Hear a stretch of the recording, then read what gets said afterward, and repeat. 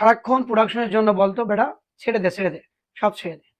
যখন বায়ার এসে ধরতো যে এই প্রবলেমটা কেন ছাড়া হয়েছে, তখন ওই পিএমই আবার বলতো, এই বেটা কেন ছাড়ছো। আসসালামু আলাইকুম রহমতুল্লাহ, প্রিয় ভিউয়ার্স।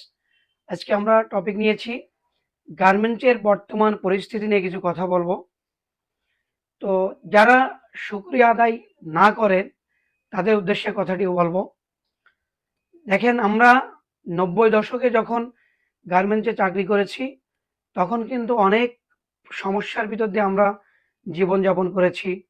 যেমন, যদি এক্সাম্পল বলা হয় যে কোয়ালিটি ডিপার্টমেন্টটা অধিকাংশ জায়গায় ছিল প্রোডাকশনের আন্ডারে, পিএমের আন্ডারে, প্রোডাকশনও পিএমের আন্ডারে এবং কোয়ালিটিও পিএমের আন্ডারে। অনেক বাঙালি গার্মেন্টসে দেখা গিয়েছে যে এই ধরনের পরিস্থিতি ছিল, যে প্রোডাকশনের আন্ডারেই সব। যেমন, যদি আমি আমার লাইফের কথা বলি, তাহলে আমি কোনো এক সময় যখন পিএমের আন্ডারে ছিলাম, তখন সারাক্ষণ প্রোডাকশনের জন্য বলতো, বেটা ছেড়ে দে, সব ছেড়ে দে। যখন বায়ার এসে ধরতো যে এই প্রবলেমটা কেন ছাড়া হয়েছে, তখন ওই পিএমই আবার বলতো, এই বেটা কেন ছাড়ছো। তো এই যে একটা নির্যাতন, যে একটা প্রবলেমের ভিতর দিয়ে আমরা ছিলাম ৯০ দশকের ভিতরে, এটা অনেক প্রবলেম ছিল তখন। সেই প্রবলেমের ভিতর দিয়ে আমরা কাজ করে আসছি।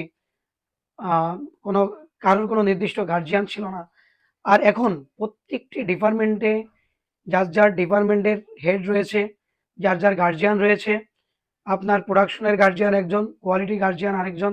এই যে পরিস্থিতি, এখন বর্তমান আমাদের যে পরিস্থিতি, আমরা আলহামদুলিল্লাহ গার্মেন্টসে অনেক শান্তিতে আছি। আমরা অনেক ভালো রেখেছে আল্লাহ। যেমন বেতন বৃদ্ধি, তেমন কাজের শান্তি, শৃঙ্খলা এবং কমপ্লেন্স ফ্যাক্টরি। আগে আপনাকে ৯০ দশকের দিকে দেখা গেছে কোনো সিনিয়র কোনো প্রবলেমের জন্য গার্মেন্টস দিয়ে বাড়ি শুরু করছে। আলহামদুলিল্লাহ এই পরিস্থিতি আমাদের এখন নাই। টোটালি এই পরিস্থিতি উঠে গেছে।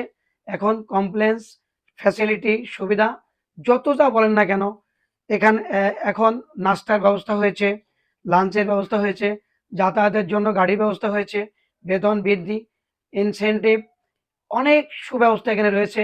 সার্ভিস বেনিফিট, ১০ বছর চাকরি করার পরে যে একটা সুন্দর ব্যবস্থা, কিছু টাকা কোম্পানি দিবে।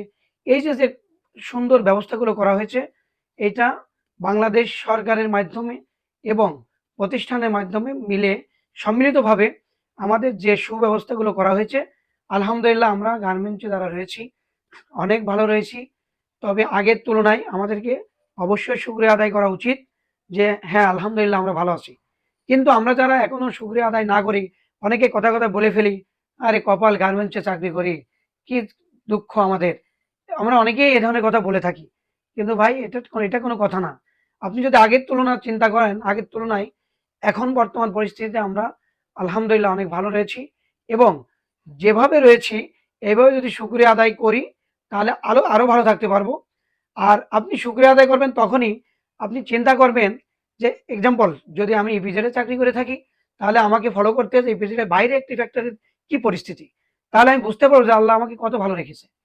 যে অনেক মোটামুটি কষ্টে আছেন, সে যদি চিন্তা করেন যে রেল বিটির উপরে মানুষ শুয়ে থাকে, ঘুমিয়ে থাকে, ওভারব্রিজের উপরে রৌদ্রের ভিতরে মানুষ ঘুমিয়ে থাকে, আপনি যদি ওইটা ফলো করেন, তাহলে সহজে আপনি উপলব্ধি করতে পারবেন যে হ্যাঁ, আমি ভালো আছি, আল্লাহ আমাকে অনেক ভালো রাখছে, আলহামদুলিল্লাহ।